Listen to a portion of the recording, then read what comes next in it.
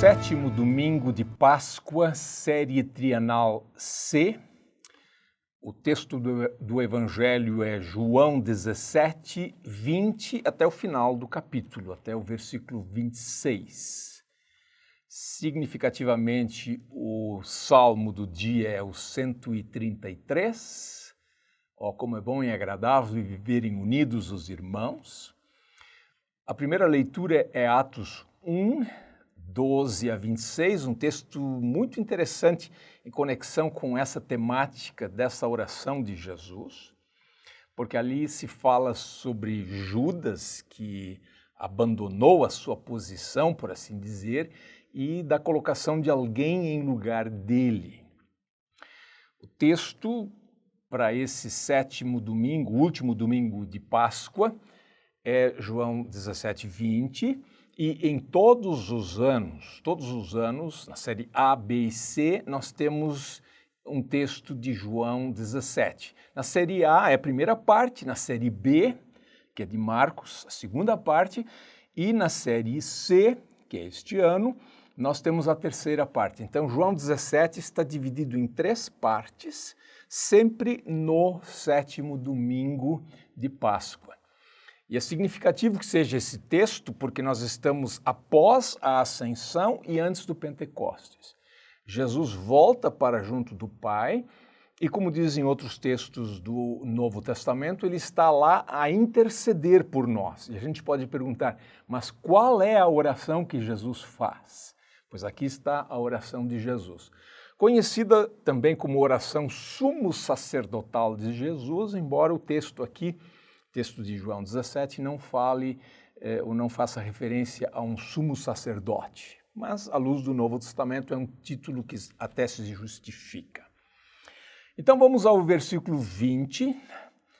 U perituton de erotomonon, alakai periton pistewonton diatu logo auton eis eme. Não a respeito destes, porém, peço somente. Não peço só por estes, diz Jesus. Quem são estes? Esses são aqueles pelos quais ele orou no começo do capítulo 17. Os discípulos que estavam com ele ali. Mas também a respeito dos pistewonton diatu logo auton eis eme. Ele ora também por aqueles que viriam a crer por meio da palavra deles, ou seja, daqueles primeiros discípulos ou apóstolos que crescem, que viessem a crer eis eme, em mim, a saber, em Jesus. Esses somos nós. Essa então é a oração de Jesus por aqueles que viriam a crer. Aqui entramos nós. Interessante a forma aqui, ton pistewonton. Este é um particípio presente. Há uma variante textual que coloca o particípio futuro, mas o particípio futuro é extremamente raro no Novo Testamento e por isso o particípio presente faz a vez do futuro. Assim como em português, em muitos momentos, em grego se usa o presente no sentido de futuro. Nós dizemos eu vou a tal lugar amanhã, mas na verdade deveria ser eu irei, mas o vou faz a vez do futuro. Então, por meio da palavra deles, Jesus já havia anunciado em João 15, 27 que os discípulos também testemunhariam.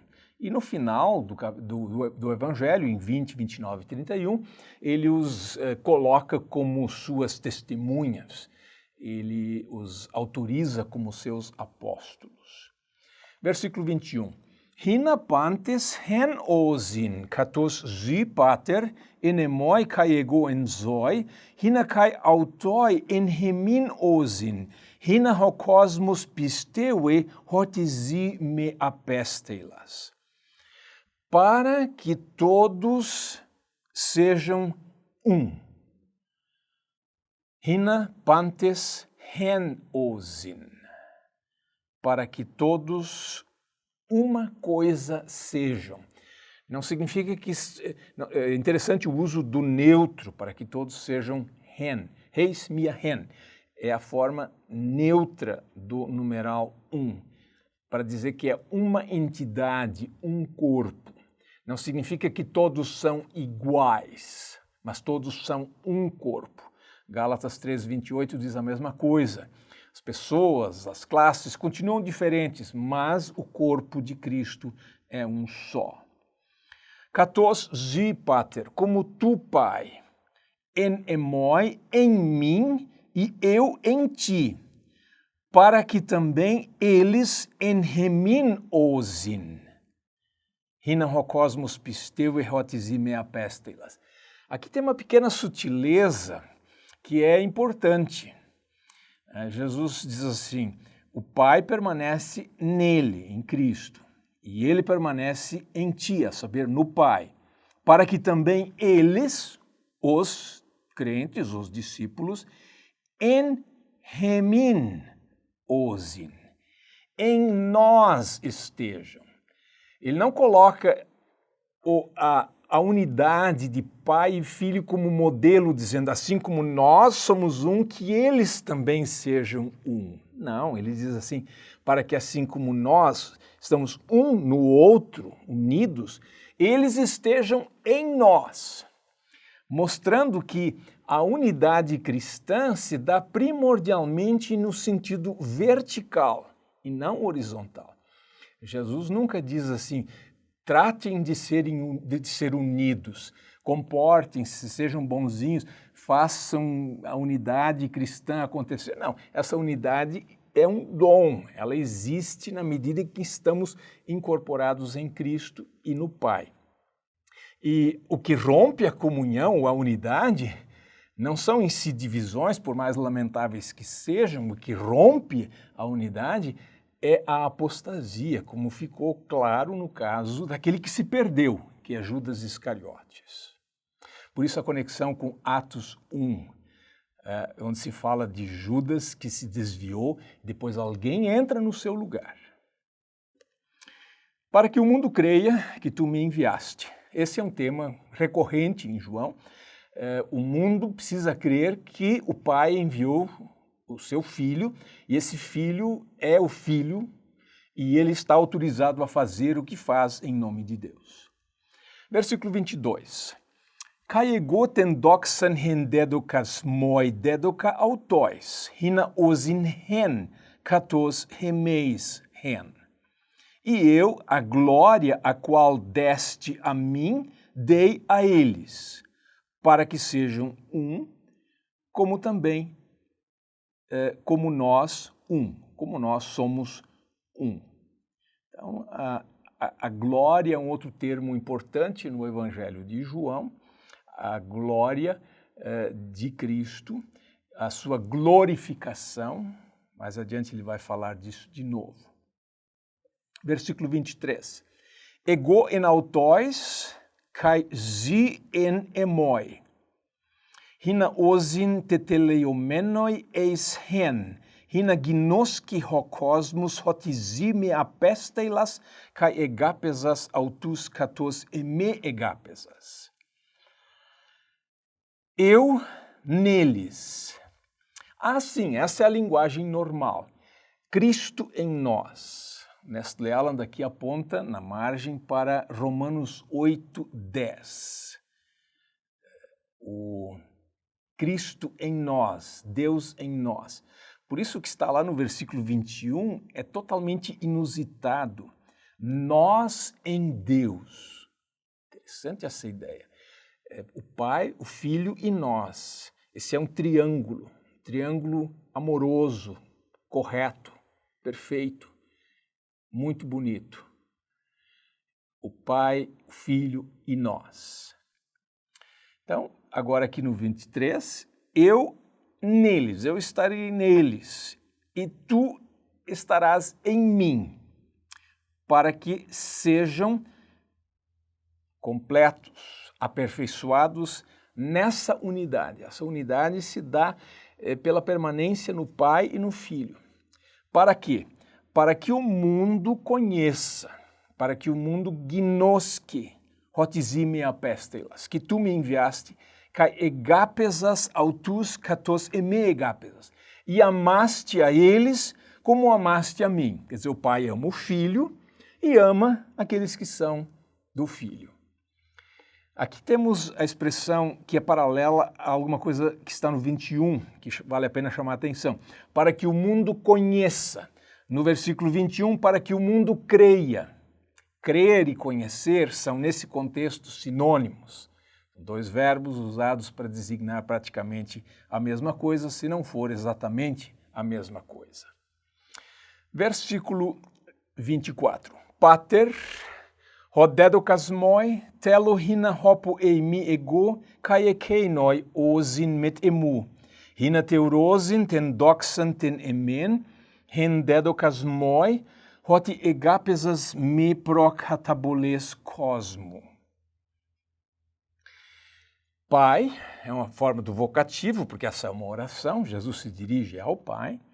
Aquilo que deste a mim, essa frase está meio solta, mas ela está no começo por uma questão de ênfase. O que deste a mim, quero que, telohina, quero que, hopo, onde estou eu, kai ekeinoi.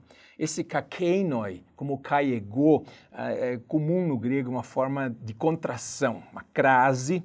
Então é kai ekeinoi, virou uma palavra só, kakeinoi. E tem um apóstrofo em cima do alfa para indicar essa contração.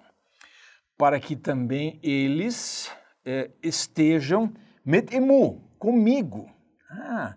E aí, de novo, o Nestle Aland, e eu não canso de falar do Nestle Aland, os recursos que essa edição tem nas margens são valiosíssimas.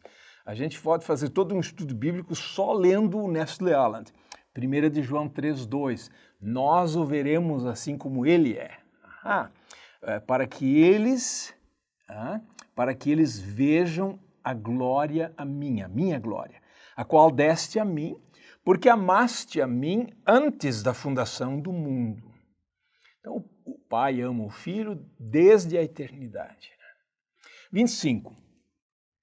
Pater dikaie, kai ho cosmos ze uk egno, ego des se egnon, kai hutoi egnosan hoti zi me apestelas. Pai justo. No versículo 11, Jesus tinha usado a palavra ou a expressão pater hagie, Pai santo, aqui Pai justo, talvez dando a ideia de que há um juízo envolvido nisso, exatamente porque o mundo não o conheceu e por isso ele está julgado, e o Pai é o juiz, e é um juiz justo, Pai justo. O mundo a ti não conheceu, eu te conheci, e eles conheceram, ou seja, o que o Filho faz em relação ao Pai, os que são de Cristo fazem também. E o amor que o Pai tem ao Filho, ele tem por aqueles que são do Filho. E estes, então, kai hutoi egnosan hoti zi me apestelas. E eles conheceram, creram, que tu me enviaste. Esse versículo 25, juntamente com o versículo 26, é outro resumo do Evangelho de João. Então, final do capítulo 17, a oração de Jesus, um resumo da mensagem do Evangelho. 26, então. Kai ignorisa autois to onomazu, kai ignorizo. Hina he agape, hen egapes asme en autois, e kai ego en autois. Então, kai ignoriza, agnorizo é dar a conhecer, quer dizer, o que Jesus fez? Ele deu a conhecer a eles to onomazu, o nome do Pai. O nome é a pessoa. Quem é o Pai? Quem vê Jesus vê o Pai. Então, ele revela o Pai e Jesus diz, kai ignorizo. Essa é uma forma do presente, algo que está continuando. Eu dei a conhecer e continuo a fazer isso para que, e como se repete este rina, para que, a finalidade sempre está expressa aqui, para que o amor com o qual amaste a mim esteja neles. Ou seja, o amor do Pai pelo Filho é repassado àqueles que são de Cristo. E eu esteja neles. Kai ego en autois. De novo, isso é o normal. Cristo em nós. Mas também existe o nós permanecermos nele. Texto de Atos 1, eu mencionei no começo, mencionei no meio. Ali a eleição de Matias é exatamente um dos primeiros daqueles que entram nesse grupo daqueles pelos quais Cristo ora, aqui em João 17. E alguém só entra no lugar de outro porque esse outro se desviou. E ao se desviar, ele deixou de estar nessa unidade cristã, que é essencialmente vertical.